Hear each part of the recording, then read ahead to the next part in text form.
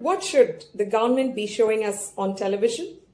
Should it be showing us more of the negative reality or positive possibility?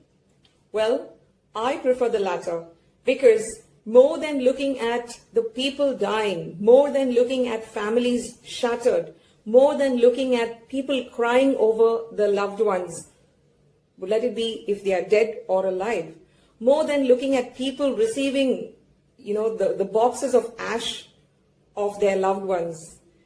Instead of showing us more of such heart-aching things, I think it's good to show more of the positive possibilities. For example, the government or the people who run various social media platforms or even the television itself should show us more of guidance and more of interviews of doctors and nurses who treated COVID-19 patients.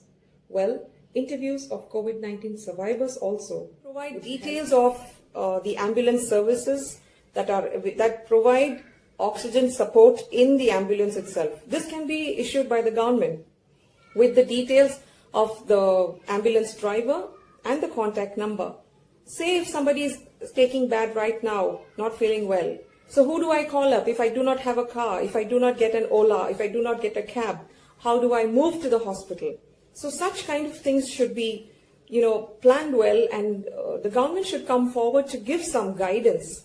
The next is they can provide information about where and who they can meet area-wise if they have mild symptoms. Because the current situation, the hospitals do not take patients who are belonging to stage 1 and stage 2.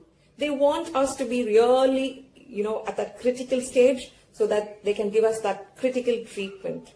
This is not fair. I think the first level of treatment should be provided by doctors who live in and around the areas. So the government should give us names and contact numbers of doctors who live in the particular areas. And if so required, the doctors can recommend us to the hospital for further treatment.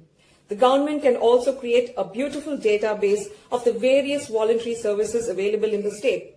Let it be in terms of food, with the details of plasma donors, and the guidance as how to approach them or how to contact them should be provided to us. Physical support, like people who are ready to provide their physical support in terms of carrying or, taking us to the hospital, driving us across, etc.